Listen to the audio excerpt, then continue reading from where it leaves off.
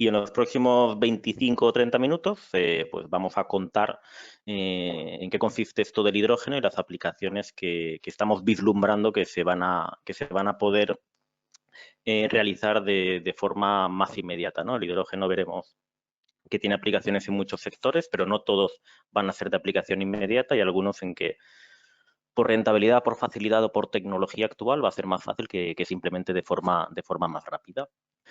Simplemente una pequeña reseña y una sola diapositiva de hidrógeno, pero en este caso verde o renovable, ¿vale? O sea, hidrógeno ya generamos, ya se utiliza hidrógeno para muchísimas aplicaciones, pero es un hidrógeno que no es renovable. Y obviamente, en estos momentos de cambio climático necesitamos que el hidrógeno que vayamos a dar un uso nuevo o sustituir el que actualmente tiene emisiones de carbono o es fósil, obviamente sea única y exclusivamente hidrógeno renovable. ¿Por qué hablamos de renovable? Por lo que todos sabemos, por el incremento de temperaturas y parece, ¿no? Por cambio climático, la afección directa de este incremento de temperaturas en de emisiones de carbono en la temperatura del planeta. El incremento de emisiones de carbono es tan importante que estamos además produciendo efectos importantes en el planeta. Varios de ellos podría mostrar un montón de imágenes, pero bueno, uno de ellos obviamente es el cambio de velocidades y de flujos del agua marina que repercute en todo el clima del planeta. ¿Qué es el hidrógeno? El hidrógeno es el elemento más pequeño que tenemos de la tabla periódica de elementos, ¿vale? Ahí lo tenemos, el hidrógeno.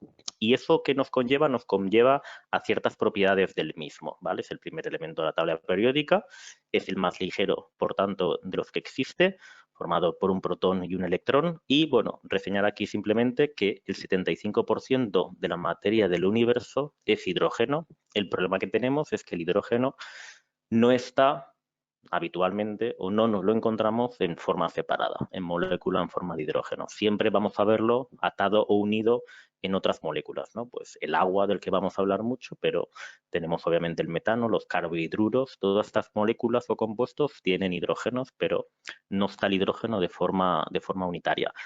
También, por ende, como no es una materia prima que podamos extraer, veremos que es un vector energético. Es algo que transformamos y conseguimos que sea un vector energético para ser utilizado con un uso final en la forma en la que deseemos y con la flexibilidad que vamos a ver en estos próximos minutos.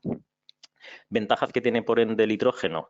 Es un gas, ¿vale? No es el gas de moda, que es el gas natural, gas fósil, pero de moda desafortunadamente por su escasez en Europa y por el precio, pero el gas que sí que está de moda por ser el futuro es el hidrógeno, ¿vale? Lo podemos almacenar, es un gas, sirve para altas temperaturas de combustión, con lo cual en aplicaciones térmicas, por ejemplo, que utilizan ese gas natural, va a poder ser un sustituto el gas natural por este hidrógeno. Tenemos versatilidad de producir combustión, de producir electricidad, calor, etcétera. Vamos a poder aplicarlo prácticamente en cualquier sector o aplicación que se nos ocurra. Otra cosa, lo que he reseñado al principio, cuál es su efectividad y su eficiencia económica de hacerlo con hidrógeno en estos momentos. La combustión es limpia, es H, es un hidrógeno, no hay carbono, con lo cual en su combustión o reacción no producimos que el carbono que llevará asociado, que no lo lleva, se combine con oxígeno y forme esas moléculas de dióxido de carbono que generan esa concentración excesiva en la atmósfera y ese calentamiento del planeta. Es no tóxico, obviamente lo podemos conseguir a través de energías renovables y, como digo, es como lo tenemos que conseguir, no de otra forma, no nos podemos plantear otra forma. Y tiene una ventaja, es que podemos aprovechar infraestructuras que ya existen, principalmente infraestructuras de gas natural, a través de las cuales hacer una simbiosis o transportar el hidrógeno y veremos de qué forma, ¿vale? Reducimos la dependencia energética, ¿por qué? Porque hay una expectativa de poder producir ese hidrógeno al ser la fuente necesaria para producirlo, energía renovable, lo vamos a poder producir in situ. Y en países con un recurso renovable importante como España, pues nos va a permitir comprar una energía exterior, como puede ser el gas natural, menor y poder ir generando aquí in situ este hidrógeno, puesto que como país nunca hemos sido productores de gas natural. Y bueno, es una tecnología que está teniendo apoyo público precisamente porque lo necesita y porque tenemos una ambición importante de conseguir proyectos y grandes cantidades de suministro con hidrógeno. Tenemos inconvenientes, no todo es positivo, elevados costes de producción y almacenamiento, Esto no se solventa el año que viene, ni el pasado, ni el siguiente, perdón. Esto hay expectativa y estudios que nos hablan del 2030.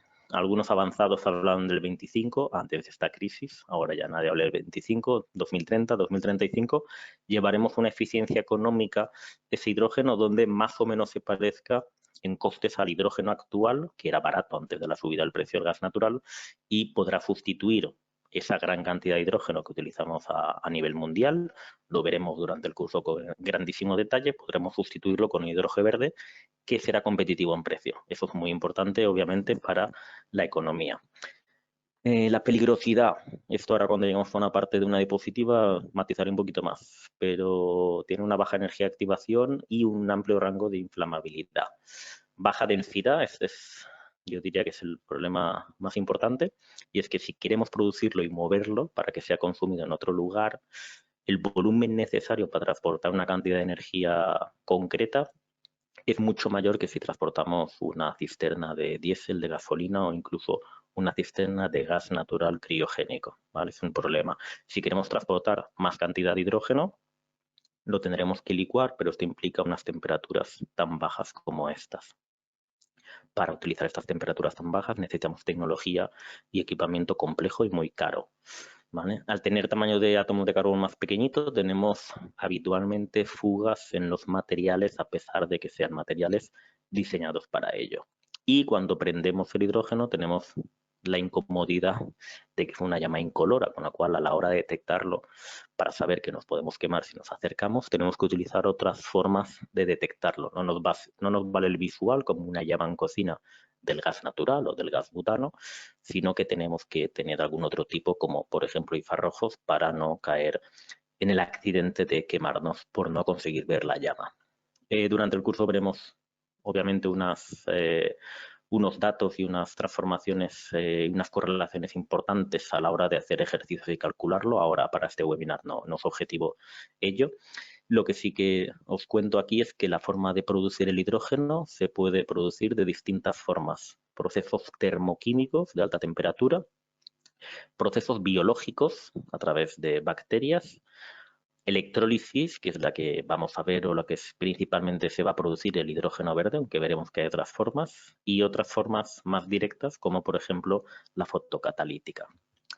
El hidrógeno renovable.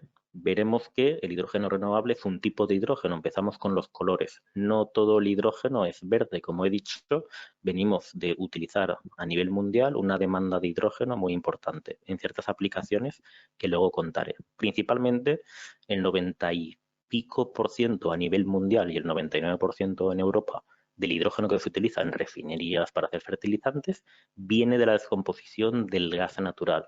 Descomponemos la molécula y extraemos el hidrógeno para utilizarlo. Hidrógeno gris porque el carbono se nos escapa en forma de CO2. Veremos que hay otros colores si los traemos, por ejemplo, del petróleo o el carbón. El azul, si a la hora de extraerlo de la molécula de metano capturamos ese CO2, con lo cual reducimos las emisiones de CO2 al poder capturarlo, reaprovecharlo o almacenarlo para que no se emita a la atmósfera, u otros, por ejemplo, como el turquesa mediante una pirólisis. Pero nos focalizaremos, obviamente, en este webinar y durante el curso en el hidrógeno verde, que puede ser producido por la electrólisis separando la molécula de agua, cogiendo biogás, que es un gas natural de origen biológico, pero al final son moléculas CH4, tenemos 4 hidrógenos, y por un reformado extraemos el hidrógeno, es un hidrógeno verde, o hay procesos de conversión bioquímica de biomasa o de residuos en los cuales, al ser cadenas también con carbonos e hidrógenos, podemos extraer el hidrógeno con una huella de carbono neutra o casi neutra y se le considera también hidrógeno verde. O sea que no todo va a ser separar molécula de agua, ¿vale? Hay distintos tipos de hidrógeno que se consideran verdes. Veremos también, y aquí lo explico rápidamente, la simbiosis que existe entre la red eléctrica y entre la red de gas. El hidrógeno es un gas, pero que se genera con energía renovable principalmente si lo hacemos mediante electrólisis, con lo cual veremos la interrelación entre generar este hidrógeno, podemos almacenarlo y utilizarlo de forma directa, por ejemplo, en una generación o una cogeneración que utiliza hidrógeno, o ese hidrógeno lo podemos almacenar a largo tiempo inyectándolo en la red de gas natural existente o en una futura red de hidrógeno que existirá dentro de unos pocos años, como luego veremos, ¿vale?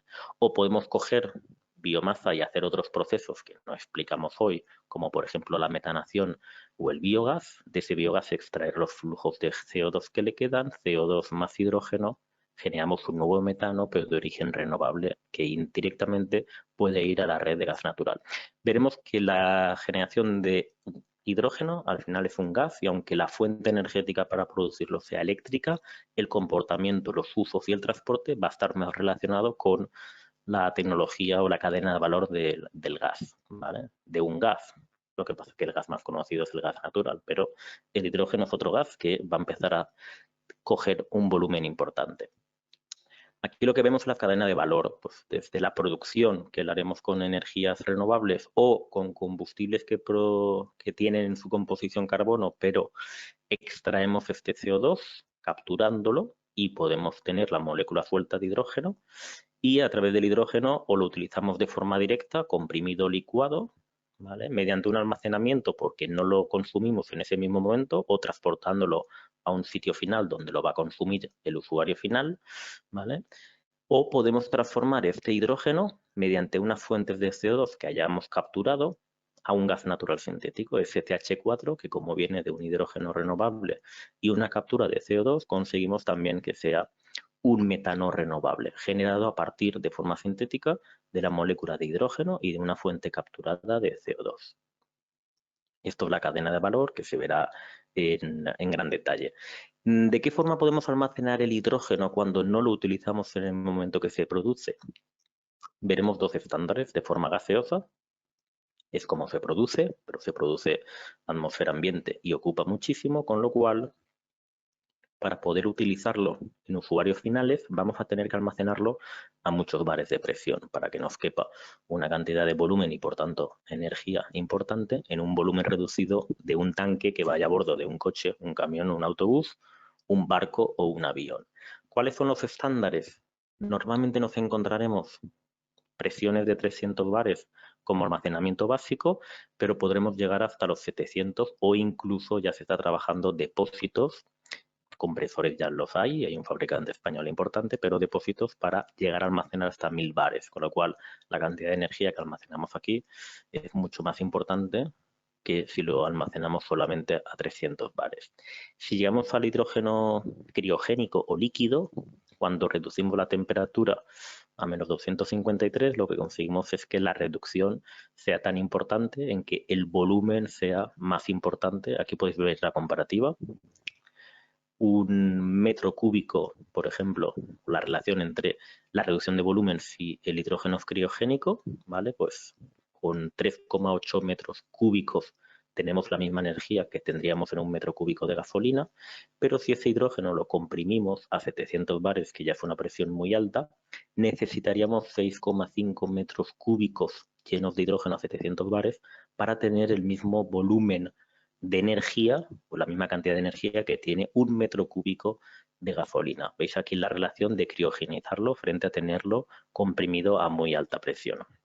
Veremos otras formas en el curso de transportarlo. Hay líquidos orgánicos portadores, quedados con el concepto, el famoso amoníaco u otros como el metanol, y hay otras formas sólidas o en hidruros metálicos que podemos almacenar el hidrógeno con características físico-químicas más cómodas y poder utilizarlo más tarde.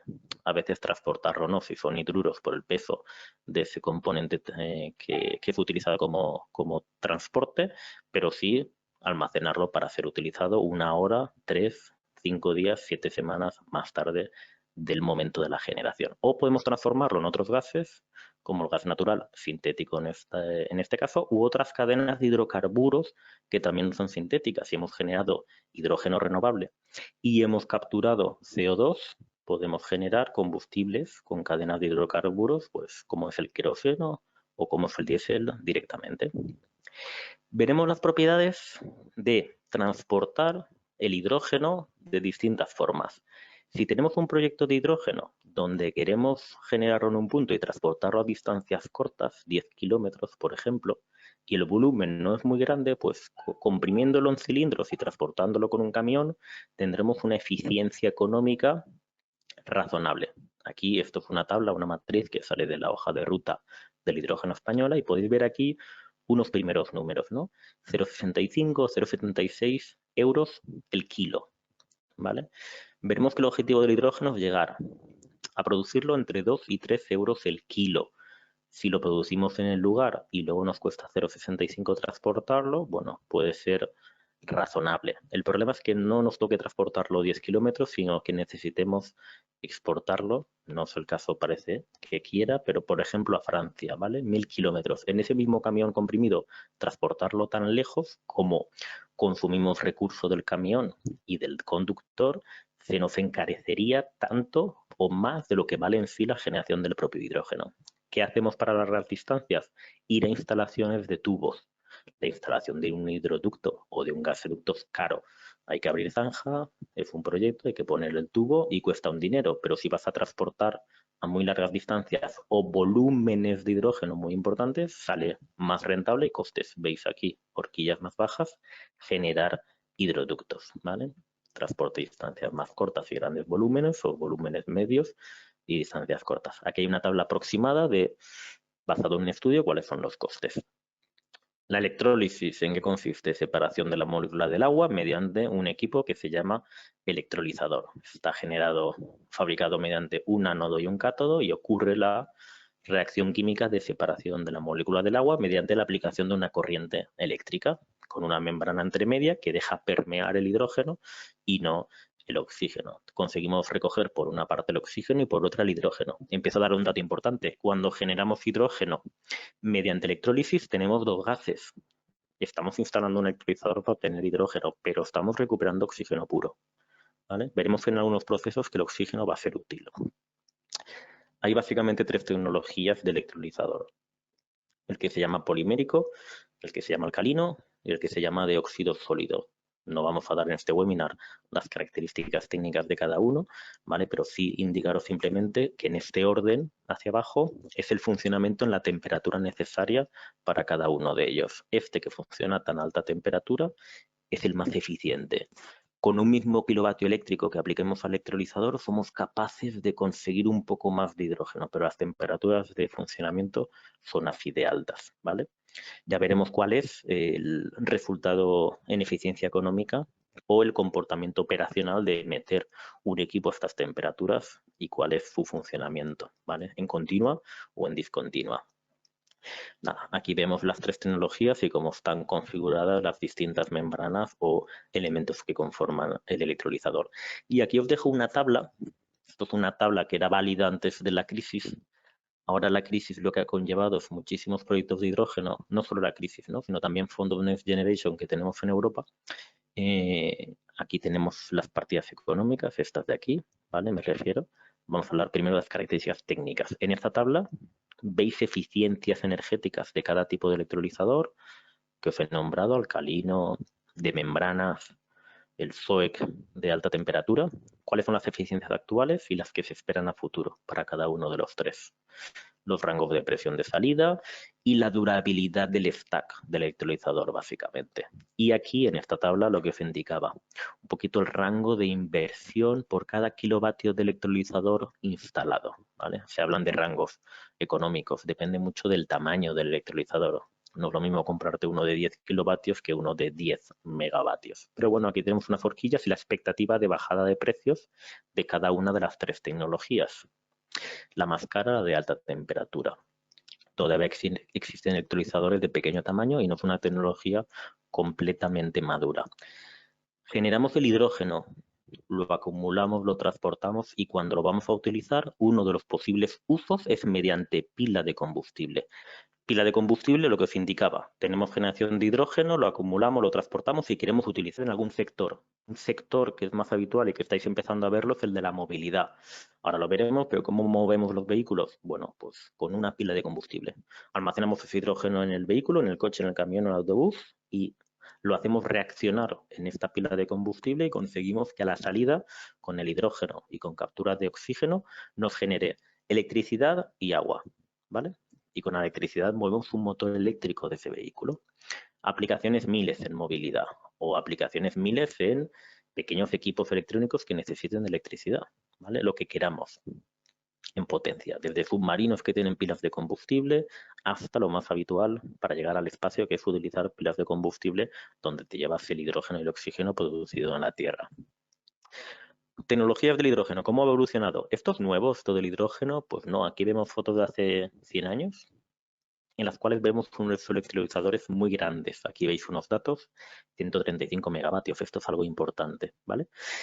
¿Esto qué es? Estos son electrolizadores que generan hidrógeno, separando agua. ¿Con qué energía? Con energía renovable. Aquí abajo a la derecha veis que esto viene de una central hidráulica, energía renovable, ¿vale?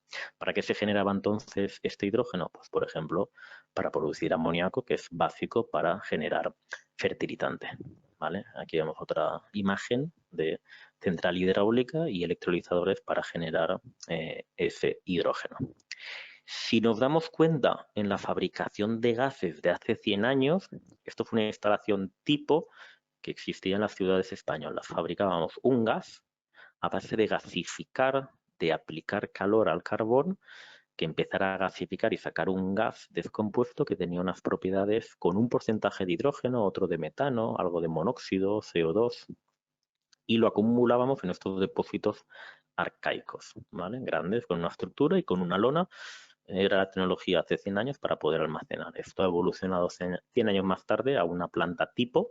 Esta es la primera de 10 megavatios que se montó a nivel mundial en Japón, donde ya vemos que la producción del hidrógeno es con energías renovables, separación de agua que ocurre en los electrolizadores que hay aquí dentro y almacenamos en depósitos a alta presión que ocupan mucho menos, ¿vale? Ventajas, cero emisiones, obviamente, porque es un producto que sale del agua, no existe carbono en la descomposición de la materia de entrada para generar y extraer ese hidrógeno.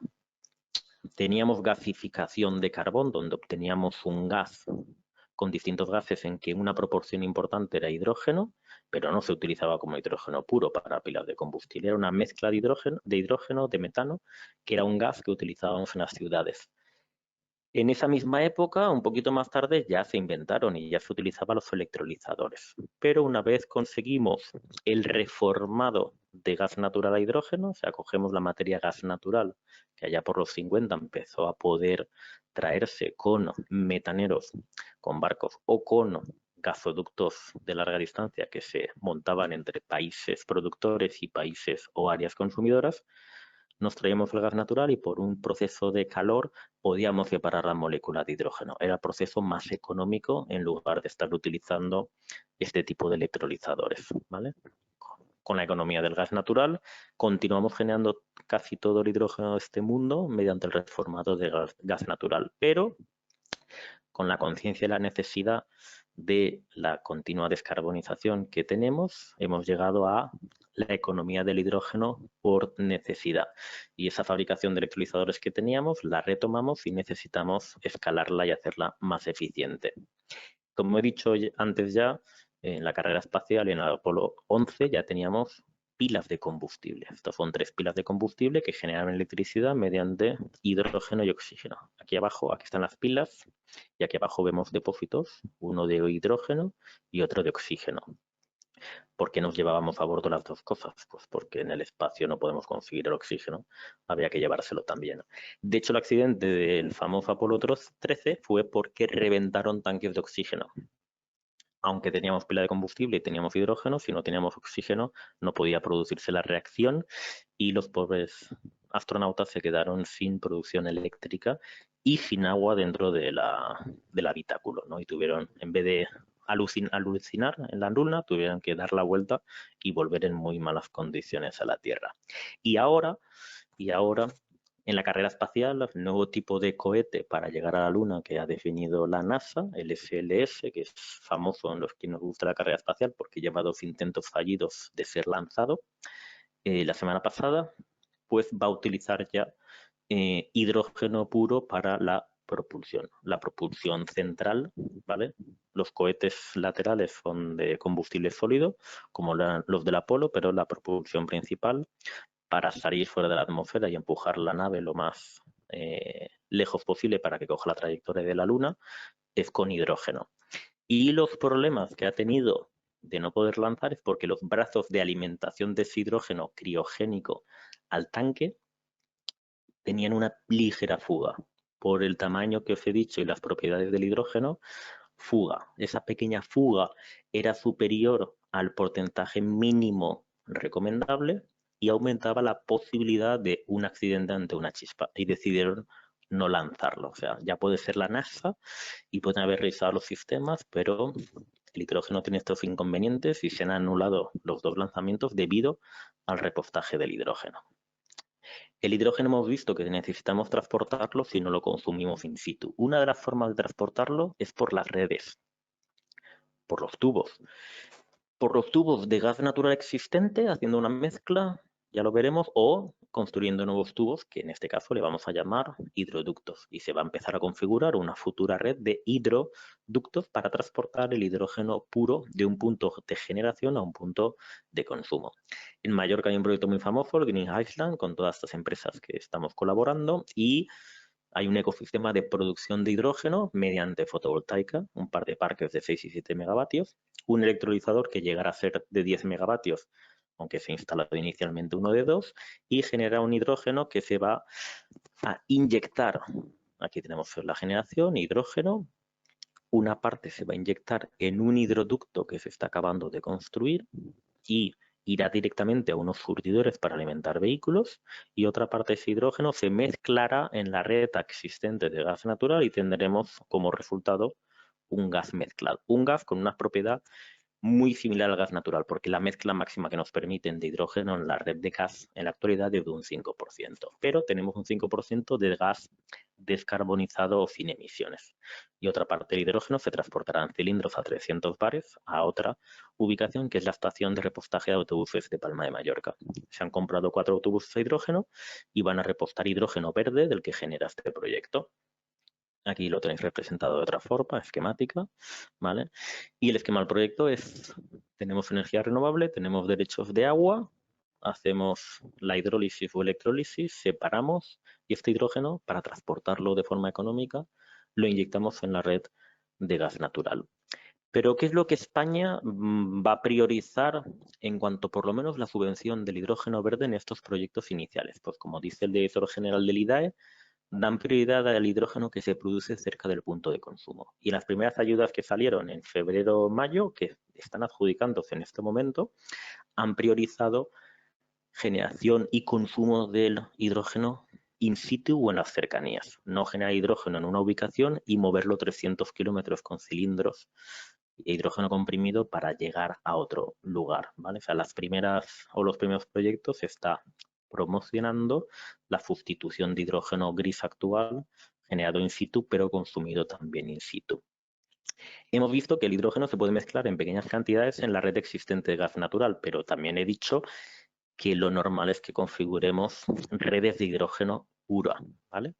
Aquí vemos un documento en el cual se ha hecho una estrategia de los operadores de transporte, en este caso de gas natural, de Europa, para definir cuáles son los ramales más adecuados para transportar hidrógeno, ¿vale? Y lo que vemos es, por ejemplo, focalizando España, que allá por el 2030 se espera que estos ramales de aquí, que los veis azules, sean tubos actuales de gas natural, donde en esta zona la red está duplicada y van a coger uno de los dos tubos que van en paralelo, van a cambiar válvulas, conectores, porque lo que van a cambiar es el gas natural por hidrógeno 100%, ¿vale? Y vamos a hacer unas redes donde se generará hidrógeno en la cercanía y lo podremos transportar por aquí.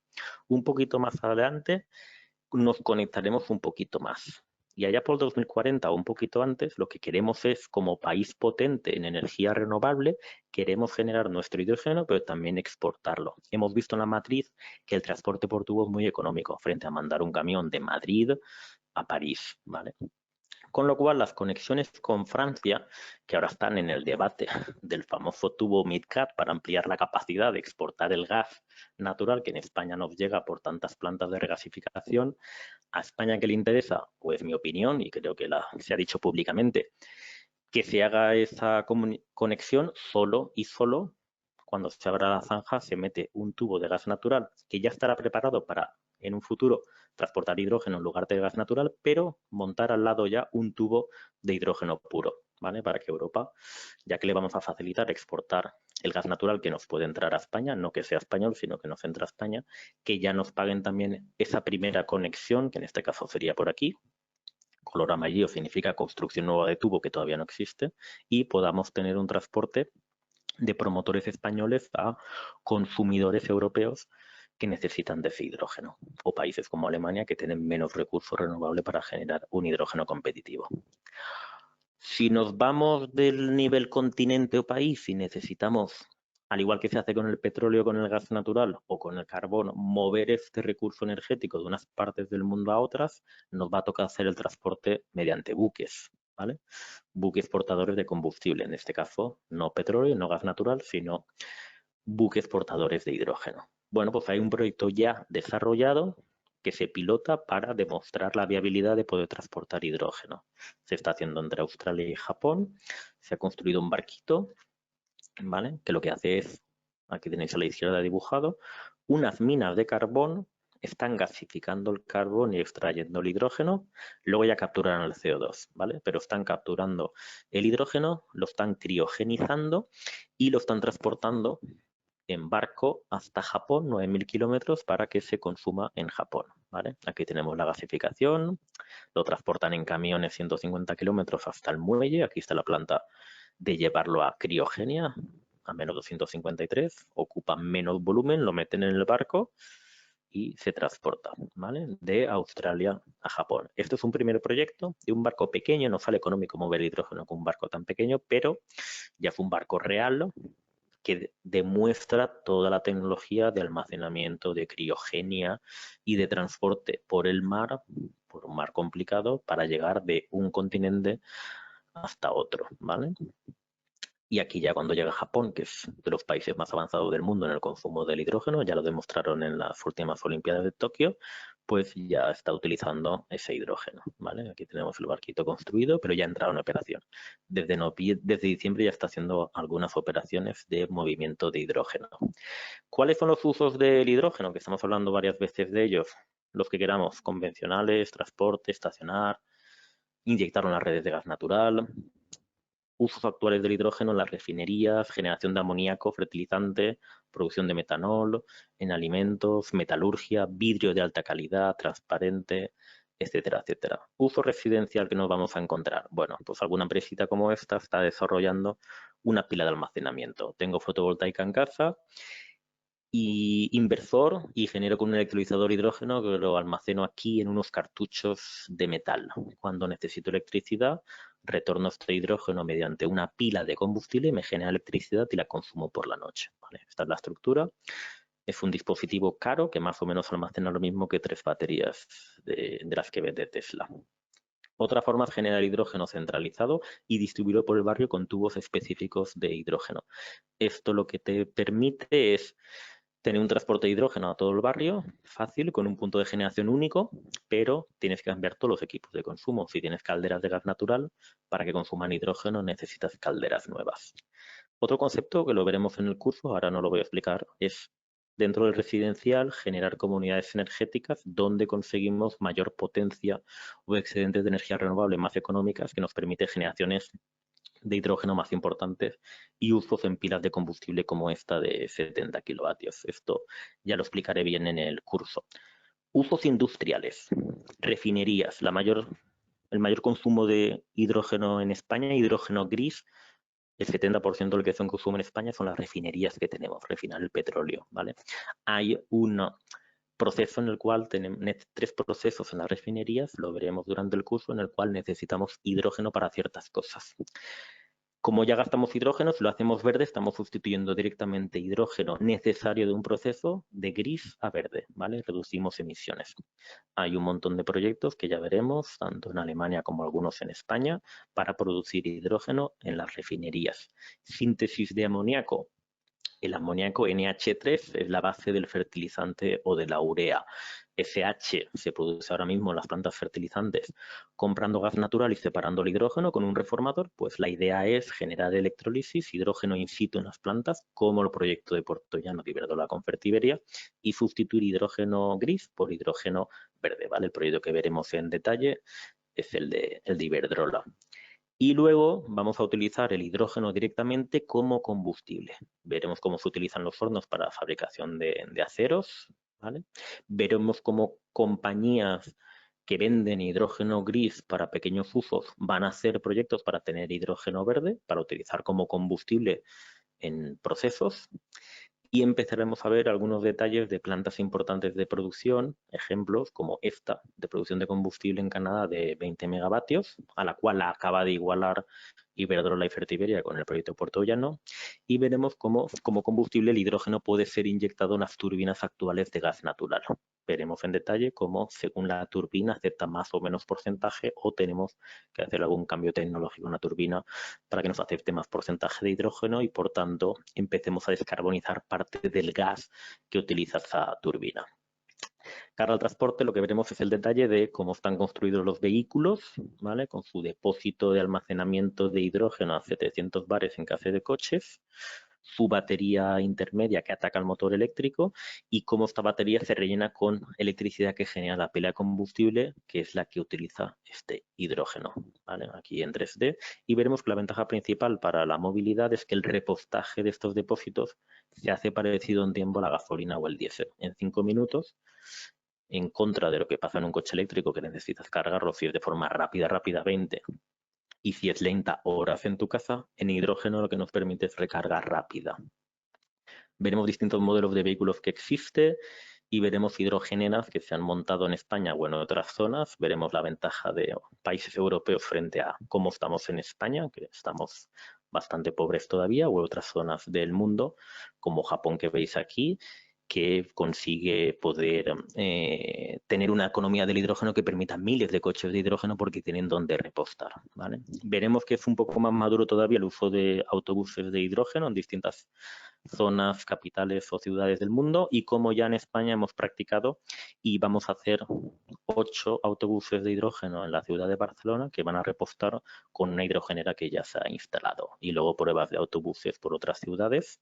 Ahora hay uno en Galicia, si no me equivoco, en otras ciudades para empezar a probar el uso del hidrógeno, ¿no? Este vehículo que no emite nada cuando circula, sino que va soltando gotitas de agua. El hidrógeno se puede aplicar a lo que queráis, carretillas que necesitan no emitir dentro de una fábrica, grupos electrógenos en festivales de música, barquitos de pesca en ríos para no contaminar, etcétera, etcétera. Hasta veremos el uso en trenes ferroviarios. Cuando un tren está electrificado, como el de la foto, pues ahí no sale a cuenta hacer hidrógeno, pero si es un tren diésel, para sustituir la locomotora, la opción mejor va a ser tener una locomotora diésel. Ya hay países que están probando y que está funcionando bien, ¿vale? Y si vamos ya, hemos ido creciendo rápidamente transporte, ligero, vehículos, autobuses, me he saltado aquí a camiones, saltamos al transporte más pesado que es el marítimo. Pues en el marítimo desde pequeños catamaranes demostrativos que ya utilizan hidrógeno y llevan años dando vueltas, pero con una potencia motor muy baja de 40 kilovatios, ¿vale? Generando in situ la energía renovable que genera el hidrógeno en el propio catamarán, ¿vale? A proyectos de barcos donde ya jugamos a potencias de motores auxiliares en el barco importantes o proyectos de mayor o menor realismo de sustituir la potencia completa de un ferry de este tamaño por una pila de combustible de 23 megavatios que veremos durante el curso que aún no existen, ¿vale?